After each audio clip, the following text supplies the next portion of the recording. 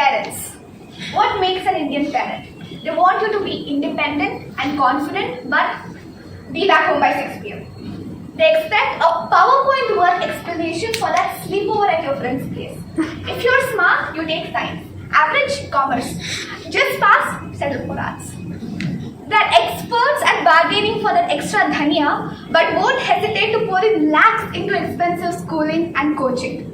As you grow, even their suspicion grows, and one fine day they throw a surprise party called arranged marriage. In India, having children is less to do with planning and more to do with the obvious thing to do.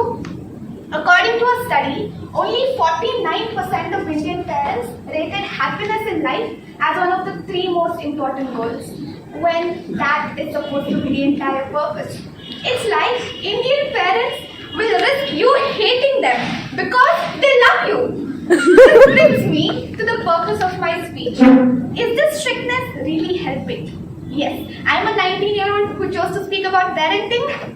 To establish credibility, I'm a psychology student interested in the field of parenting and child development. With my studies and self-reflection, I realized that much of my insecurities were rooted in my childhood experiences.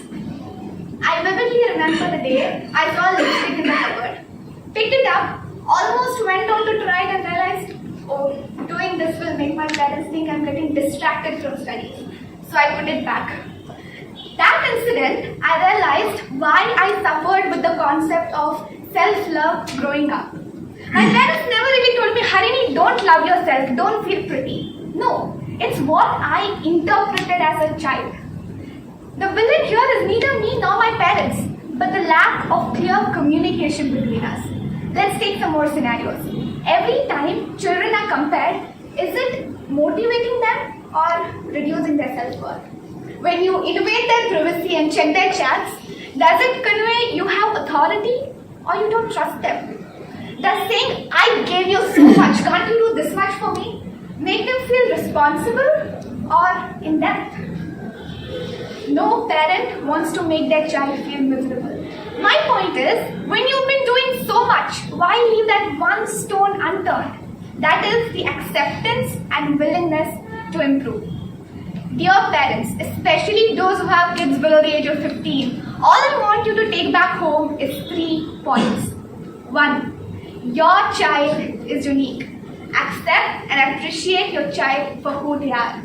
We all have our own interests and work on our own timelines. Do not try to fit them in the box not meant for them. Say your kid is interested in unconventional hobbies like painting or even collecting insects. Encourage and embrace their passion.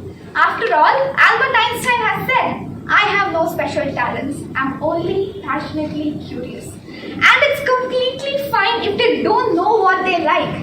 Give them more exposure, let them explore and discover their interests. 2. Healthy conversations. Make time, pay attention and listen to them. Give them assurance.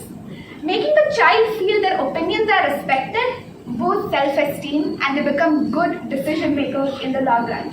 Instead of you simply setting rules, explain the purpose behind rules so that they develop trust and a sense of obedience rather than blind compliance. Healthy conversation is the first step to a healthy parent-child relationship. 3. And a difficult one. Set them free. Every parent is concerned and protective of their child. But how long will you protect them? Why not instead teach them how to protect themselves? If you shield them from the outer world due to the fear of causing pain or losing them, you're only harming their long-term growth and development. When kids become young adults, it is essential that they venture far from home. Travel, meet new people, discover different avenues, get into trouble, figure a way out. Encourage them to fail and learn. Because at the end of the day, it doesn't really matter if your kid is answering right or wrong in the class. But it definitely matters if they have the courage to stand up and answer or not. The simple rule is, being conscious about how you make your child feel with every action decides how well they connect with you.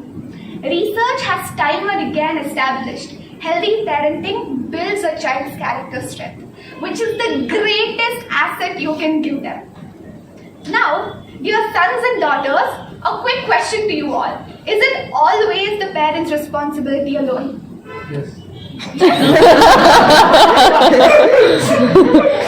No.